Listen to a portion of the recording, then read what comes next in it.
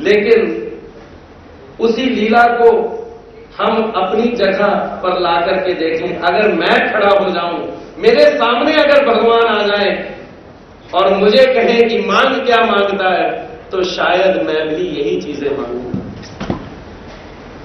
क्यों? क्योंकि मेरी सोच जो है, इसीलिए भगवान सन्मुखता मांगते हैं।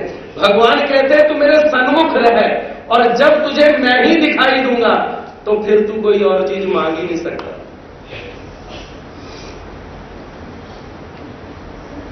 जैसे दृष्ट रूप क्रियाएं माणिक मोतियों की जगह दृष्ट रूप क्रियाएं भगवान से ये जीव मांग लेता है। भगवान श्री चक्रधर स्वामी करंजखेड़ नामक ग्राम में पहुंचे। वहां पर रहने की व्यवस्था का विचार करते हुए बाईसा ढूंढती है कि कहां पर भगवान की व्यवस्था की जाए। तो देखा कि एक घर बंद था, ताला लगा हुआ था। तो बाईसा पूछती है कि ये घर किसका है? वो बोले कि ये घर जो है ये पानू नायक नाम के एक ब्राह्मण का है, लेकिन वो यहां पर रहते नहीं, उन्हें तकलीफ है यहां पर, इस घर में कुछ उन्हें अच्छा महसूस नहीं होता, इस वजह से वो अंदर गांव में रहते हैं। बाजार में उनका घर है। बाईसा वो चाबी, घर की चाबी लाने के लिए उस ब्राह्मण के घर में पहुंचती है।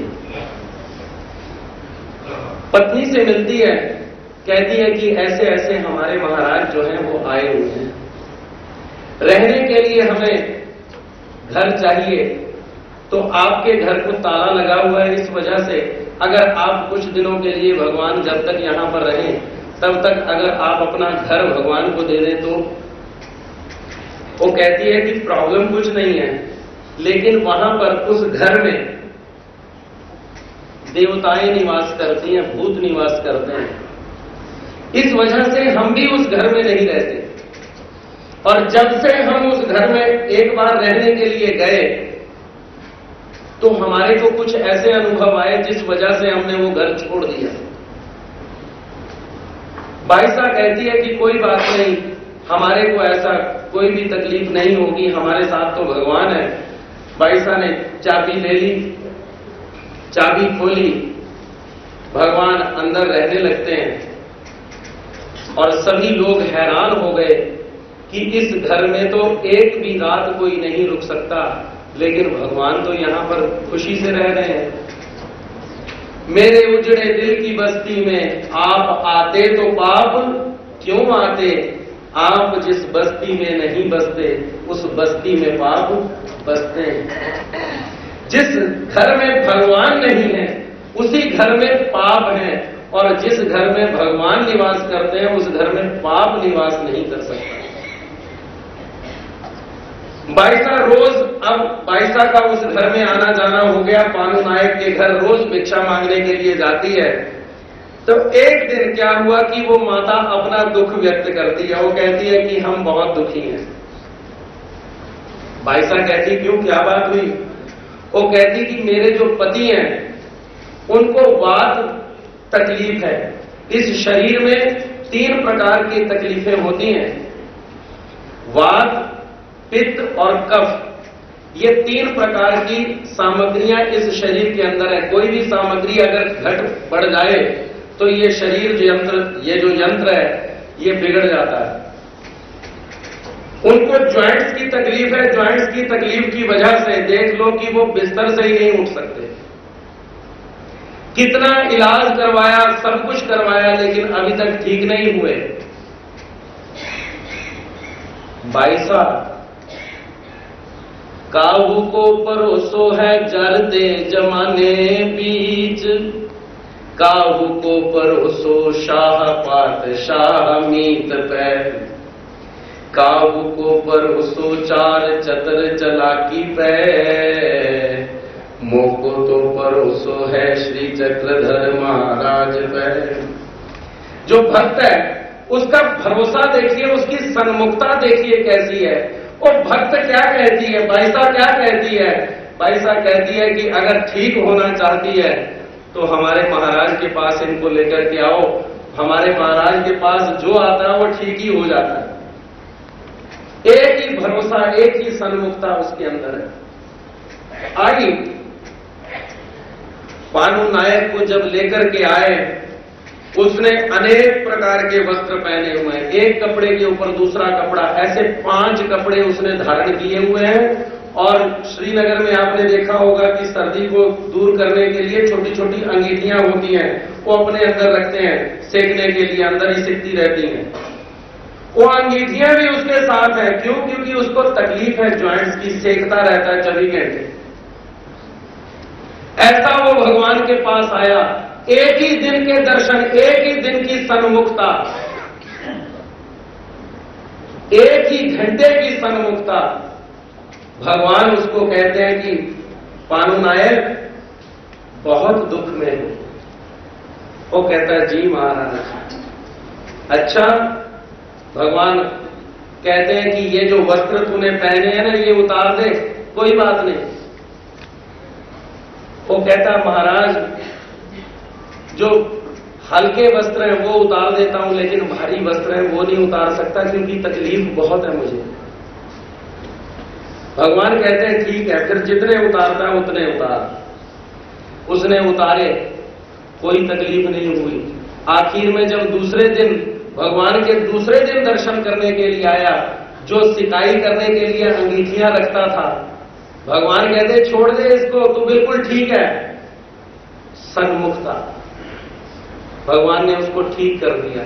वो आया समुद्र के पास, लेकिन दुष्ट रूप क्रियाएं ही ले गया वापस। भगवान ने उसको ठीक कर दिया। वो कहता महाराज बिल्कुल ठीक है, आप महान हैं। बस इतना ही हाथ जोड़ करके चला गया। लेकिन भाई देवव्यास वैसे नहीं है। भाई देवव्यास सन्मुख हुए,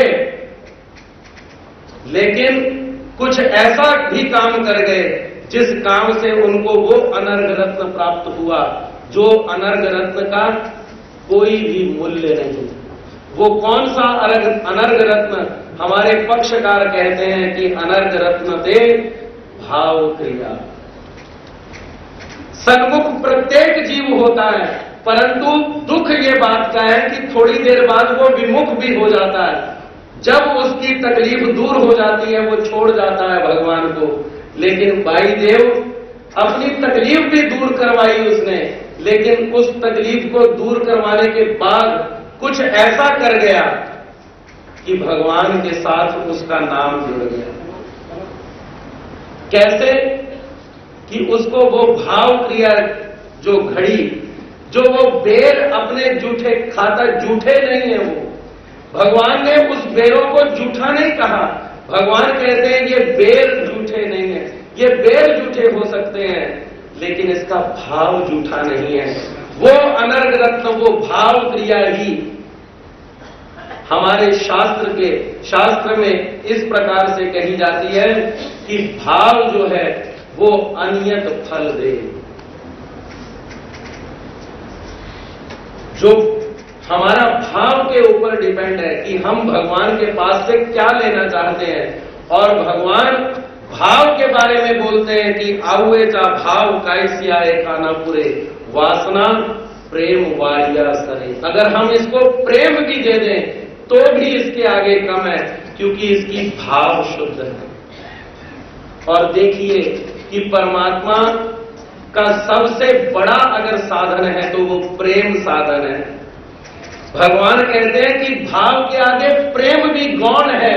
हम ये सोचने में विवश हो जाते हैं कि इस जीव को क्या दे दें, और वो भाव क्रिया वायुदेव के जीवन में घड़ी। वायुदेव ने वो बेर भगवान के आगे रखे, सन्मुख उसने अपनी सन्मुखता जो है वो नहीं छोड़ी।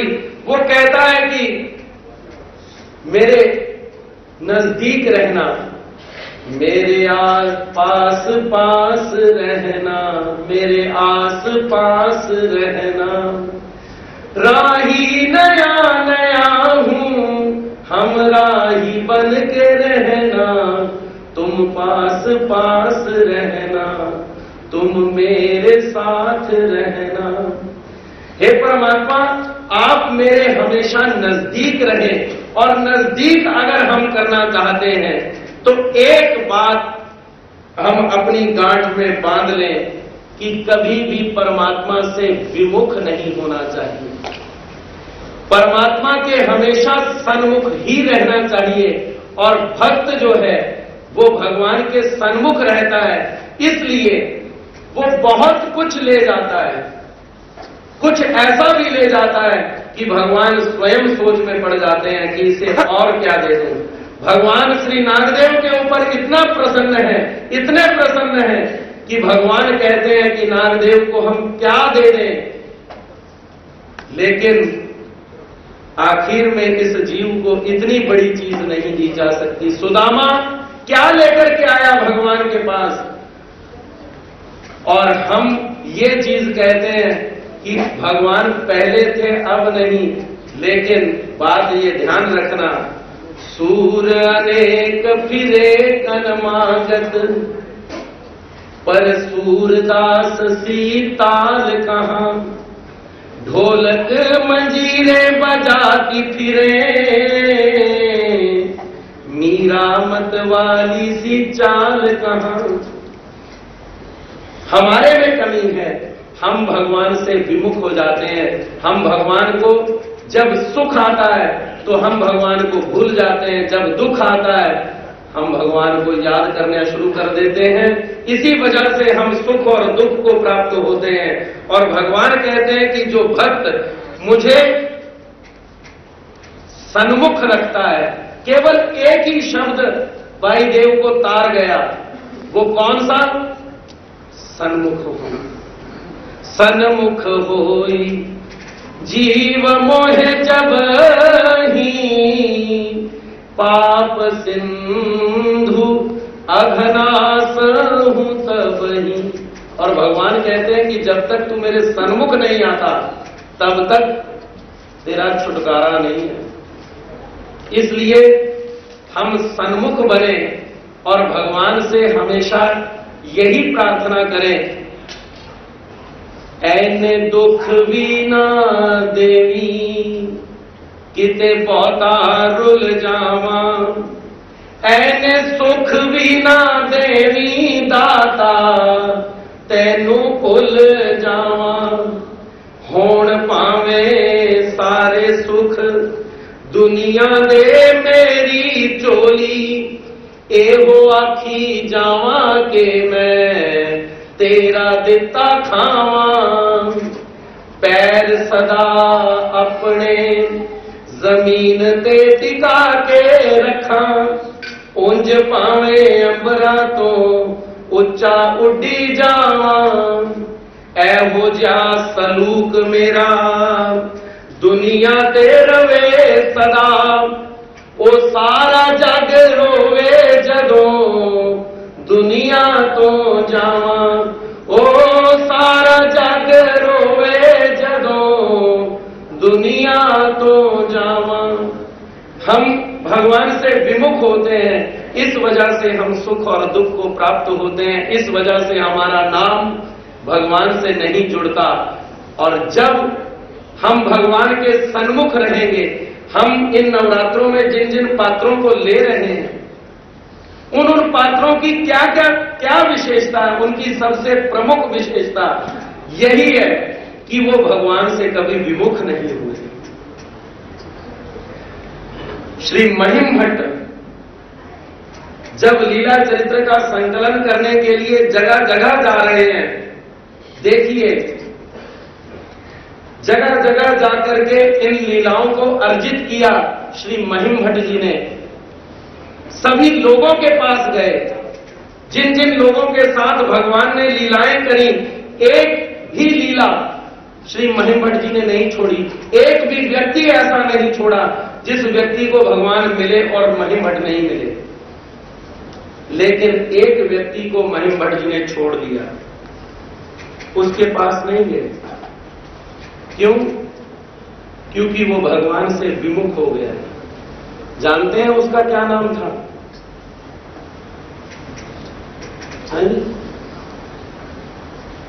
वो नाम था दादोस का, वो नाम था रामदेव का, जो भगवान के पास थोड़ी देर के लिए सन्मुख तो हुआ लेकिन विमुख हो गया बाद में।